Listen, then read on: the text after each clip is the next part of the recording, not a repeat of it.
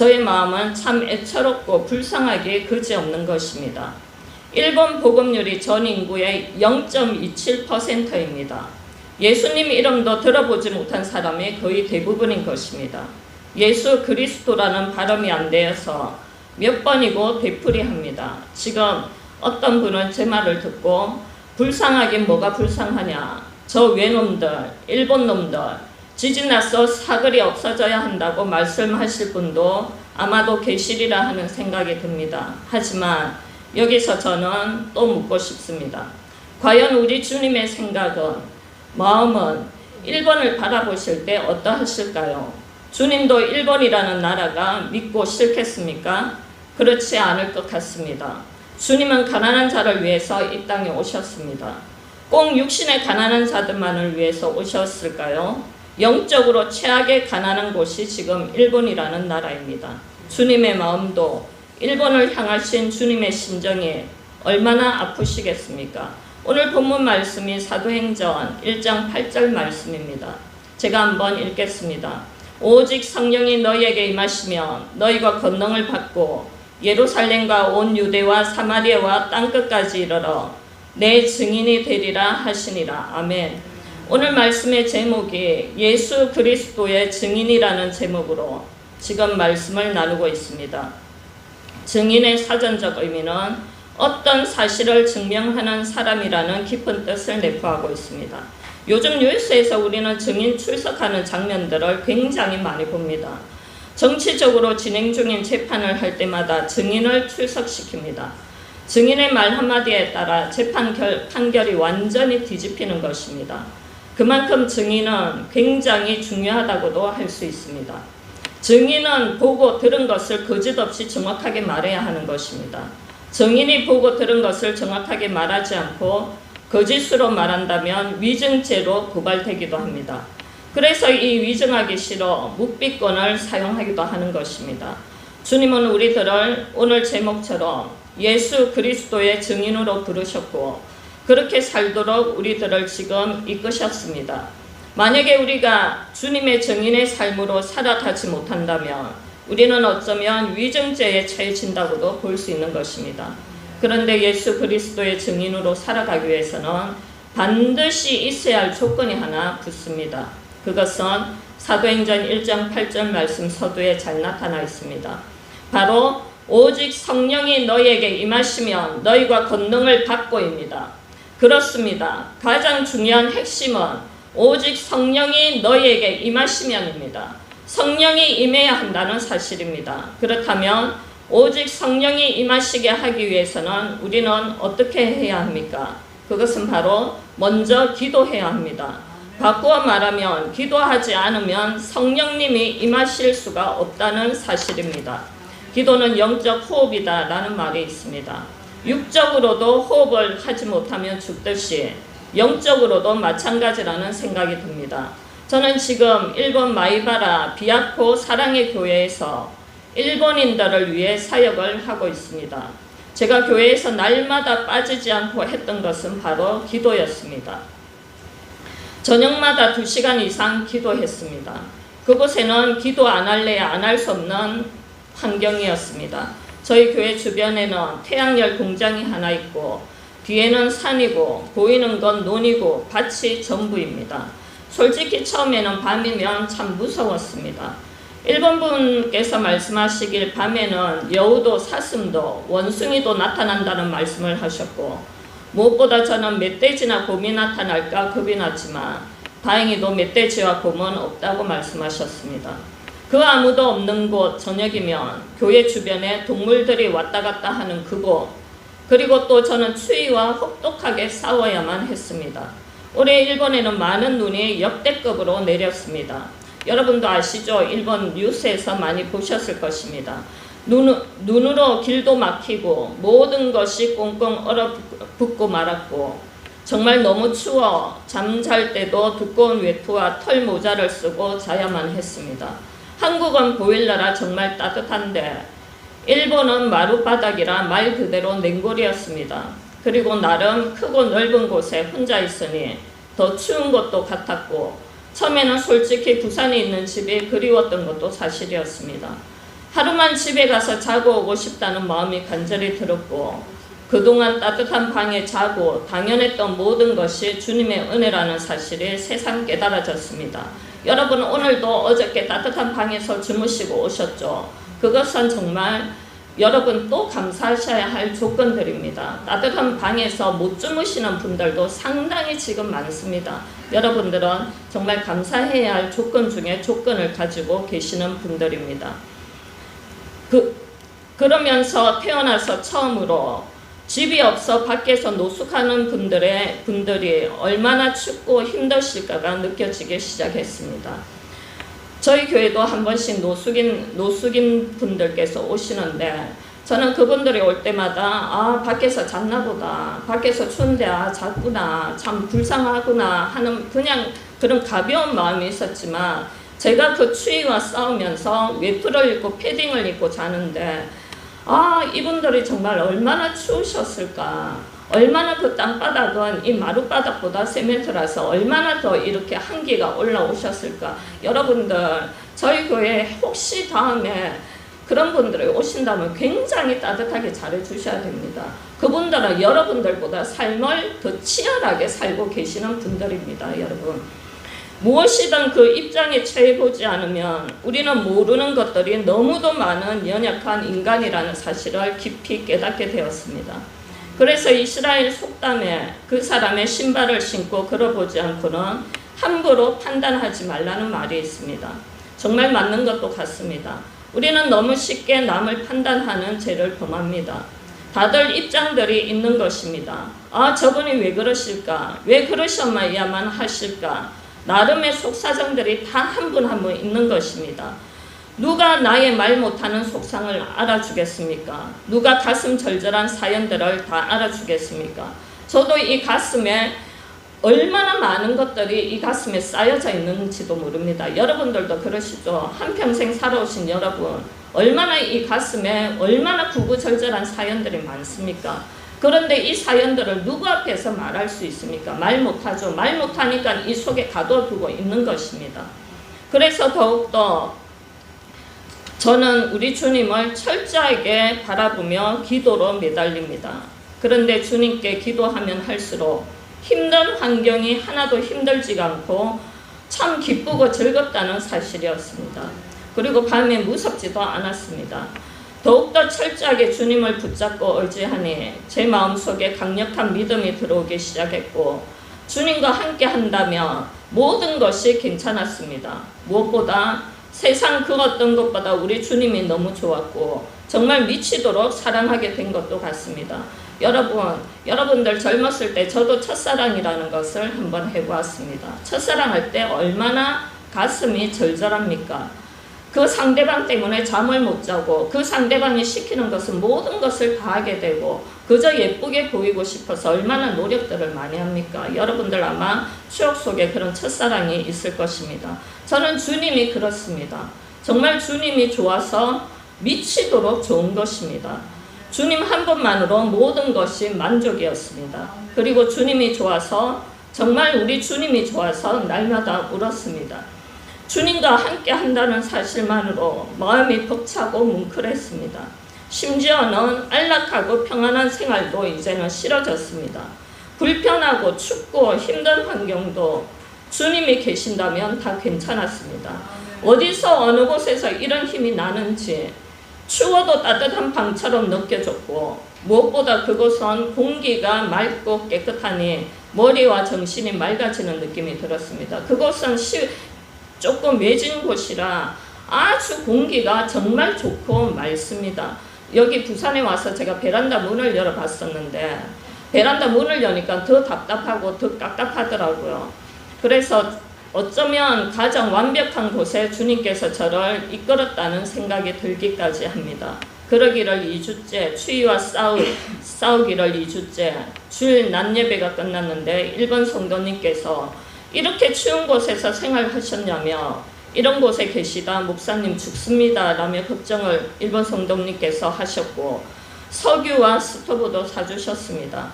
일본 성도님께서는 사제까지 하시며 한국 부산이면 나름 큰 도시인데 이곳까지 오셔서 이 고생을 하게 해서 우리가 너무 죄송하다고 몇 번이나 말씀을 하셨습니다. 지금은 그 여자 일본 성도님께서 교회에도 저에게도 가장 많은 관심을 쏟아부어 주시고 계신다는 사실입니다. 그리고 또 기도를 반드시 해야 하는 이유는 한 분 한 분의 성도님들이 너무 소중하고 귀중해서입니다. 일본은 여러분 정말 한 분 한 분 성도님들이 이렇게 80명, 70명이 모이기가 상당히 어려운 곳입니다. 한 분 한 분의 이분들을 위해서 저는 저녁마다 기도를 드립니다. 하루 어떤 주일날은 그날따라 눈이라 추워서인지 안 그래도 몇 안 되는 성도님들이 안 오시는 것이었습니다. 너무 가슴이 아파 눈물이 나왔습니다. 이 성도님들이 안 나오는 이유가 꼭 저 때문인 것 같았습니다. 주님께 올려드렸던 기도는 이랬습니다. 제가 더 성도님들을 위해서 기도하지 못해서 주님 죄송합니다. 정말 더 철저하게 성도님들을 위해서 한 분 한 분을 위해서 정말 목숨 바쳐 기도하겠습니다. 그렇게 하나님께 기도를 했습니다. 내 기도가 약해서 이 성도님들께서 영적으로 바로 서지 못하는구나 하는 뼈저린 마음이 들었고 앞으로 정말 더 철저하게 기도하리라는 다짐을 하고 강대상에 올라가 설교를 하는데 한 분 한 분 성도님께서 문을 열고 들어오는데 그것이 이 세상 어떤 것보다 가장 좋고 기쁠 수가 없었습니다. 9분 모두 나오셔서 예배를 드리고 축도를 하는데 가슴 저민 뭉클함이 올라와서 또 울어야만 했습니다. 주님께 너무 감사했고 성전에 나오신 귀한 성도님 한 분 한 분이 그렇게 고마울 수가 없었습니다. 이 세상에는 훌륭하고 멋진 목사님들도 참 많으신데 나처럼 부족하고 부족한 목사인 제 말씀을 들으며 눈에 눈물이 고이시며 들어주셨던 귀하신 일본 성도님들, 이것이 세상 그 어떤 것보다 기쁘고 값진 인생이 없구나 하는 것이 느껴지기 시작했습니다. 그러면서 모세가 생각났습니다. 출애굽기 17장 11절 말씀은 이렇게 또 말합니다. 모세가 손을 들면 이스라엘이 이기고 손을 내리면 아말렉이 이기더니 라는 말씀이 나옵니다. 지도자 모세가 손을 들면 이라는 말은 여기서 바로 기도를 뜻하고 있습니다. 지도자의 기도에 따라 백성들이 전쟁에서 승리하냐 패하냐가 달려있는 아주 중요한 사실을 모세를 통하여 우리에게 잘 나타내주고 있는 것입니다. 그래서 저는 기도를 게을리 할 수가 없습니다. 정말 사활을 걸고 기도를 하고 있다 해도 과언이 아닌 것 같습니다. 일본 이름이라 헷갈릴 때가 있으면 의자에 앉아있는 순서대로 얼굴을 떠올려가며 주님께 밤마다 기도를 드리고 있습니다. 무엇보다 주님의 생기로 가득 넘치게 해달라고 기도합니다. 에스겔서에 보면 마른 뼈에 생기가 넘쳐서 큰 군대를 이루던 저도 성도님 한 분 한 분이 생기가 들어가 영적인 군대가 이루어지기를 강력히 소원하며 기도하고 있습니다. 일본인 습성이 개개인으로 보면 왠지 모르게 나약해 보입니다. 정확하게 좀 보면은 회색 지대로 보여지는 것도 사실입니다. 정확하게 말하면 차지도 덥지도 않다는 사실입니다. 일본인들 여러분 한 번씩 이렇게 보시면은 일본인들은 혼자 이렇게 있으면은 참 나약합니다. 하지만 일본인들은 두세 명 모였을 때는 굉장한 힘을 발휘합니다. 우리나라 문화와도 상당히 차이가 있다는 사실입니다. 그래서 우리나라는 두세 명 있으면 흩어지는데 일본인들은 두세 명이 힘을 합쳐서 더 강하게 되는 것입니다.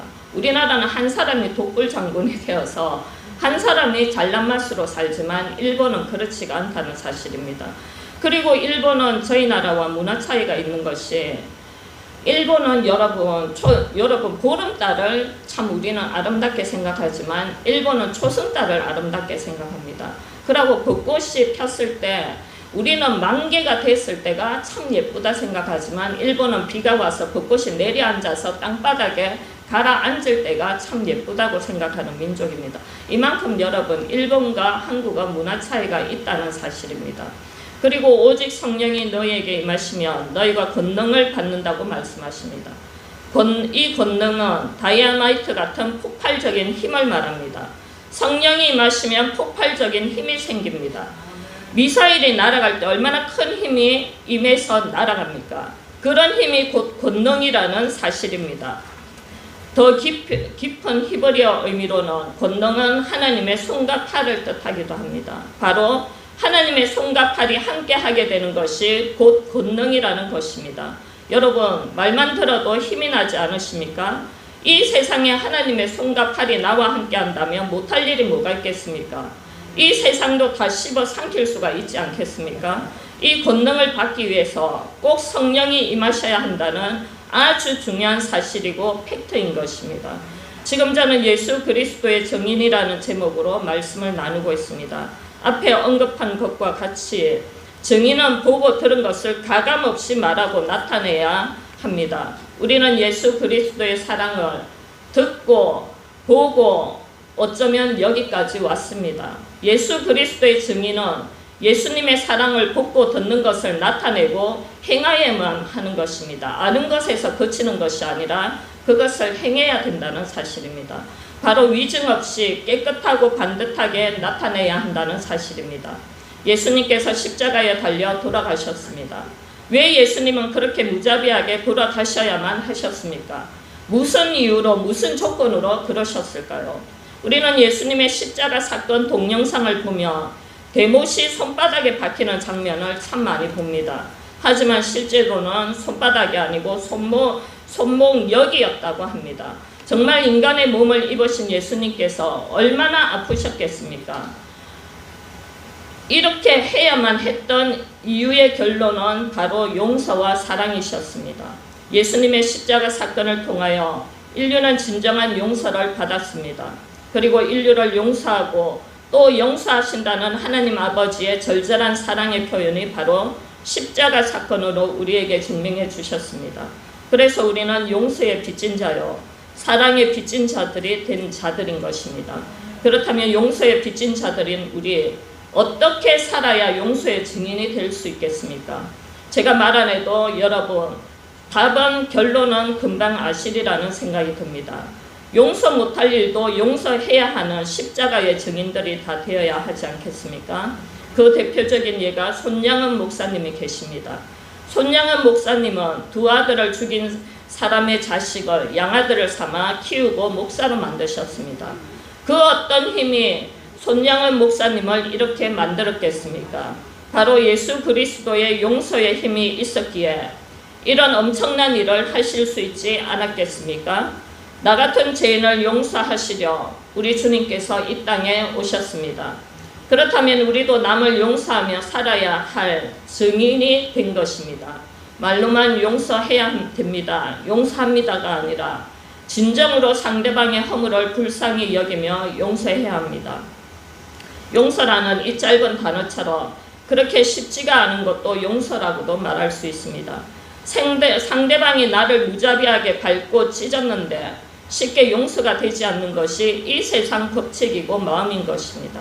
하지만 하늘나라의 법칙은 용서해야 모든 찢어진 상처로부터 새살이 돋고 아물고 치유해진다는 놀라운 사실입니다. 에베소서 4장 32절 말씀에는 서로 친절하게 하며 불쌍히 여기며 서로 너희를 용서하신 것 같이 하라는 말씀이 나옵니다. 바로 불쌍히 여기고 용서하라는 깊은 뜻이 담겨져 있습니다. 주님께서도 죄인인 우리 인간이 불쌍하셨습니다. 그래서 죄인된 속박에서 끊어내고자 용서를 택해 주셨습니다. 주님 안에서 저도 이 나이가 되다 보니 주위 분들이 특히 불쌍한 마음이 참 많이 드는 것입니다. 저분은 저래서 애처롭고 불쌍하고 또 이분은 이래서 애처롭고 불쌍합니다. 저는 특히 일본 선교사의 마음으로 우리나라에 많은 해를 가했던 일본인들이 참 애처롭고 불쌍한 것 같습니다. 그래서 저는 일본 선교사가 됐는지도 모르겠습니다. 여러분, 혹시 누군가가 용서가 안 되고 너무 억울해서 자다가도 벌떡벌떡 일어나시는 분들이 계신다면 지금 이 시간 상대방에 대해 불쌍한 마음과 용서의 마음이 들어가기를 간절히 저는 소원합니다. 용서의 출발과 결론은 곧 사랑과도 직결됩니다. 10,000번, 10,000번을 더 말해도 이 세상에 사랑만큼은 좋은 건 없습니다. 우리는 정말 주님의 사랑에 빚진 자들입니다. 빚을 갚아야 하는 것입니다. 빚은 갚아야 하는 것입니다. 우리는 주님 사랑에 빚진 자로서 그 사랑을 나타내는 능숙한 사랑의 증인들이 다 되어야만 하는 것입니다. 요한일서 4장 8절 말씀에는 사랑하지 아니하는 자는 하나님을 알지 못하나니 이는 하나님은 사랑이심이라. 요한일서 4장 8절 결론은 하나님은 사랑이시다로 결론을 맺고 있습니다. 정말 그렇습니다. 하나님은 사랑이십니다. 사랑 자체가 곧 하나님이신 것입니다. 그리고 요한일서 4장 8절 서두에는 또 이렇게 말하고 있습니다. 사랑하지 아니하는 자는 하나님을 알지 못하나니 라는 말씀이 나옵니다.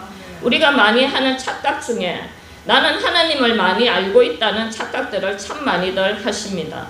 특히 신앙의 연륜이 오래되신 분들일수록 이런 함정에 참 잘 빠집니다. 아는 것과 행하는 것은 천지 차이인 것입니다. 마치 좋고 비싼 아파트 앞에서 내 것이 아닌데도 이 아파트 이름은 무엇이고 이 아파트 내부 설계는 어떻게 설계되어 있는가 얘기하는 것과 똑같다는 것입니다. 아무리 좋고 비싼 아파트 앞에서 그 아파트 이름을 안들, 내부 설계를 안들, 내 이름으로 소유하지 않았다면 아무 소용이 없듯 하나님 사랑을 아는 것과 행하는 격차는 아주 크다는 사실입니다. 여러분 혹시 한평생을 살면서 남에게 아니 가까운 가족에게도 잘못한 일이 있는데도 내가 잘못했다, 내가 미안하다고 사과를 한 번도 안 해보신 분이 계신다면 스스로를 다시 한번 점검할 필요가 있을 것도 같습니다.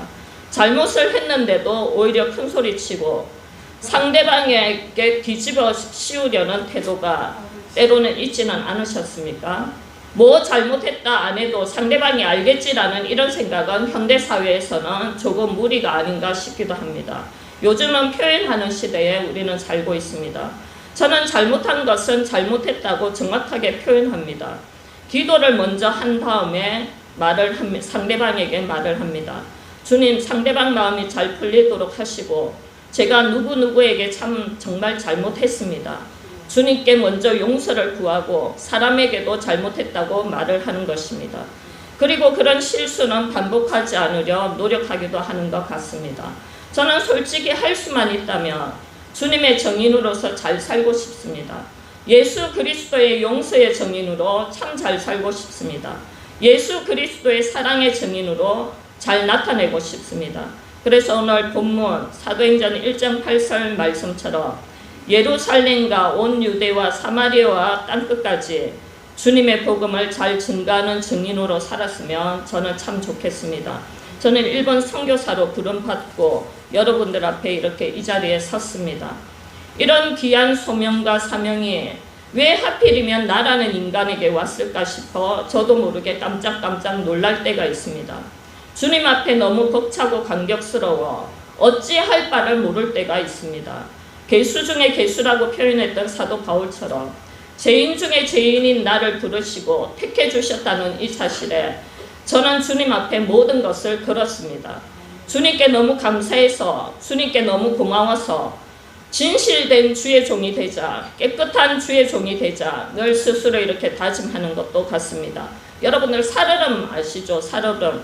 저는 항상 목사로서 살얼음을 걷는 마음으로 항상 이렇게 다시 한번 생각하면서 걷는 습관이 되었습니다. 살얼음이 얼마나 얇습니까? 그렇죠. 살얼음 잘못 밟으면 금방 물에 빠지는 것입니다. 그런 마음으로 저는 항상 다짐을 하면서 조심하자 늘 생각하면서 살게 되는 것도 같습니다. 이제 말씀을 맺으려고 합니다. 오늘 저는 예수 그리스도 증인이라는 제목으로 말씀을 지금 나누었습니다. 말씀을 맺으면서 저는 여러분들께 기도 부탁을 좀 드릴까 합니다. 부디 오늘 말씀 중에 용서와 사랑의 빚진 자로서 일본을 불쌍히 여기시고 그곳에 예수 그리스도의 복음이 잘 전파될 수 있도록 예수 그리스도의 용서와 사랑이 잘 심겨지도록 여러분들 앞에 제가 기도로서 부탁드리고 싶습니다. 여러분, 저는 일본이 아까도 말했듯이 참 불쌍한 나라입니다. 불쌍한 민족들인 것입니다. 그래서 마구마구 옛날에 자기네들 욕심만 부리고자, 욕심만 생각하고자 마구마구 침입을 주위 나라들을 공격하며 침입을 했던 것입니다. 그것은 자기네들도 잘 살고자 했던 것이 남에게 피해를 결국은 주고 말았습니다. 그렇지만 여러분, 일본이 이제는 정말 저 나라 일본 놈들, 외놈들이 아니고 여러분들 하나님의 사랑이 일본에도 전달돼야 하는 곳입니다. 우리와 가정 여러분들 일본 보시면은 그렇게 욕은 하지만 일본에 안 가보신 분이 거의 없으십니다. 여기서 아마 반 이상은 일본을 한 번쯤은 다 가보셨으리라 생각됩니다. 저도 일본에 가면 한국 분들이 얼마나 많은지 모릅니다. 길을 몰라서 한번 물어보면 저 한국 사람인데요. 한국 사람인데요. 그렇게 일본을 싫어하면서도 일본을 가서 일본에서 음식 먹고 맛있다고 음식 먹고 일본 물건을 마구 사들고 이렇게 들어오는 것입니다. 여러분, 일본은 이제 정말 우리와 원수된 나라가 아니라 일본은 우리와 이제 가깝고도 정말 가까운 나라가 돼야 하는 나라인 것입니다. 여러분들께서도 저의 이 짧은 설교를 좀 들으셨다면 일본을 위해서 나쁜 감정을 이제는 좀 제가 일본 선교사로서 부탁하는 것입니다. 여러분, 어떤 분은 일본 지진 나서 쓰나미에 다 쓸려 내려갔으면 좋겠다 이런 말씀을 하시는데, 다 내려가면은 거기에는 선교사님들도 계시고 우리 교포님들도 한국 분들도 상당히 많이 자리를 잡고 잘 살고 계십니다. 우리 교포님들이 일본에서 어떻게 보면은 일본인들보다 더 화려하게 더 잘 살고 계십니다. 우리 한국 분들은 근성이 있어서 어디 가서 지지 못하는 근성이 있으니까 일본에서도 얼마나 잘 사는지 모릅니다. 큰 집이 대굴 같은 집이 있으면은 저 집은 참 멋지다 이러면 교포 집입니다. 대부분 그런 집들이 교포들이 일본에서 바라는 듯이 잘해놓고 사는 것입니다. 그 교포님들, 지금도 한국분들이 그렇게 교회에 출석하고 계시는 많은 한국분들, 쓰나미 와서 떠내려가면은 우리 한국분들, 교포분들 다 떠내려가야 되는 것입니다. 더군다나 우리 선교사님들, 거기 가서 여러분, 일본이 음식은 맛있지만 제가 먹는 것은 아주 소박합니다. 오니기리 2개에 아침에 오니기리 2개에 낫또 하나 먹는 것이 아침 식사인 것입니다. 그렇게 먹고 버티고 복음을 전파하고 있습니다. 그러면 그 쓰나미 와서 다 떠내려갔을 때 저도 다 떠내려가고 다 떠내려가야 되겠습니까? 여러분, 그런 악담은 하시지 마시고 이제 일본을 위해서 일본 잘 돼야 된다, 우리 이웃이다, 그렇게 긍정적으로 여러분 좀 생각해 주시면 참 감사하겠다는 그런 생각이 듭니다. 그리고 일본 땅에 예수 그리스도의 증인들이 많이 배출되어서 우리 주님의 나라가 든든히 세워질 수 있도록 기도 부탁드립니다. 일본은 여러분, 아까도 테레사 수녀님이 말씀하셨죠. 영적으로 가난한 나라인 것입니다. 그래서 일본은 아까도 회색지대라고 말했죠. 일본은 하얀색, 검정색을 자기 주장이 없습니다. 모두들 잘 와까라나, 잘 모르겠다 이런 것이 답입니다. 이거 알겠습니까? 이렇게 물어보면 정확하게 우리나라 사람 저 잘 알아요 이런 것이 아니고 좀 모르겠는데요, 확실하게 모르겠는데 이거 되죠? 정확하게 물어보면 우리나라 사람은 반드시 됩니다, 안 돼도 반드시 됩니다 하지만 이 일본인들은 제가 정확하게 답을 못 드리겠습니다. 이것이 일본인들인 것입니다. 그리고 일본인들은 그래서 우울증 환자, 정신병 환자가 상당히 많습니다. 낮에도 일본인들은 커튼을 이렇게 치고 있습니다. 밖에 자기를 노출시키지를 않는 것입니다. 누군가가 내 환경, 내 생활을 보는 것을 극도로 싫어합니다. 그래서 일본인들은 보면은 우울증 환자, 정신병 환자들이 엄청 많은 것입니다. 여러분, 오늘 제 말씀을 듣고 일본에 대해서 관심을 좀 많이 가져주시고 기도해 주시고 특히 저희 교회를 위해서 여러분들께서 기도해 주시면 감사하겠습니다. 끝으로 우리 한 분 한 분이 예수 그리스도의 증인의 삶을 능력 있게 잘 살아낼 수 있는 우리 모두의 축복의 주인공이 다 되시길 저는 간절히 바랍니다. 기도하겠습니다. 할렐루야. 고맙고 감사하신 하나님 아버지 감사합니다. 하나님, 오늘 예수 그리스도의 증인이라는 제목으로 말씀을 나누었습니다. 하나님, 저희들이 증인의 삶으로서 잘 살아낼 수 있게 하여 주시고 용서의 사랑의 빚진 자로서 하나님 용서의 증인이요 사랑의 증인이 될 수 있도록 다 될 수 있도록 한 분 한 분 지금 축복하여 주시옵소서. 하나님, 일본은 하나님 아버지 이제는 적대하는 나라가 아니라 일본도 하나님 마음으로 품으며 일본을 사랑하며 일본을 위해서 복음화를 위해서 저희들의 기도하는 저희들 다 될 수 있도록 다시 한번 역사하시고 축복하여 주시옵소서. 모든 것을 감사드리며 우리 주 예수님 이름으로 기도드립니다. 아멘. 우리 찬송가 505장이 되겠습니다.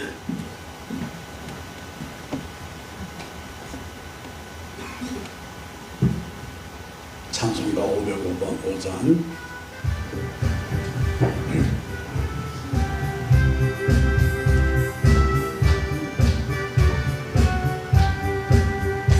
온 세상 위하여 나 복음 전하리.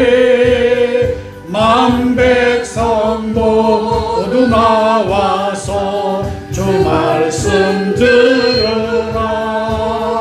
죄 중에 빠져서 헤매는 자들아, 주님의 음성 듣고서 너 구원 받으라.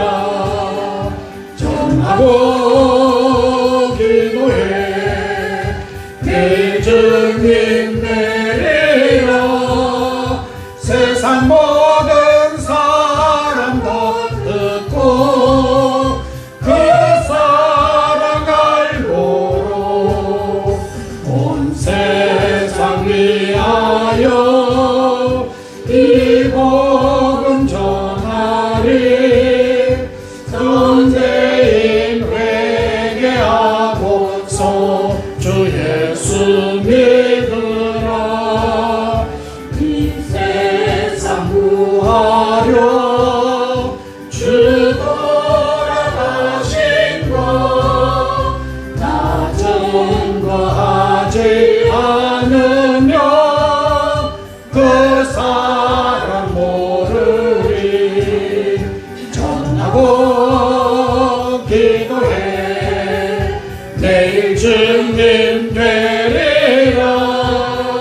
세상 모든 사람 다 듣고 그 사랑 알도록 온 세상 위하여 그분의 임하니.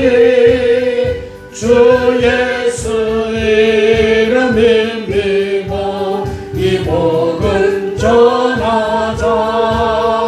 먼 곳에 나가서 전하지 못해도 나 어느 곳에 있든지 널 기도 힘쓰리. 전하고 기도해 내 증인 되리라. 세상 모든 사람 다 듣고 그 사랑 알고로. 우리 다 함께 기도합니다. 사랑하는 주님, 오늘 이 귀한 시간을 통해서 간절히 기도할 제목이 있습니다. 아버지, 30여 년 동안 14살 때부터 신장투석을 하다 지금은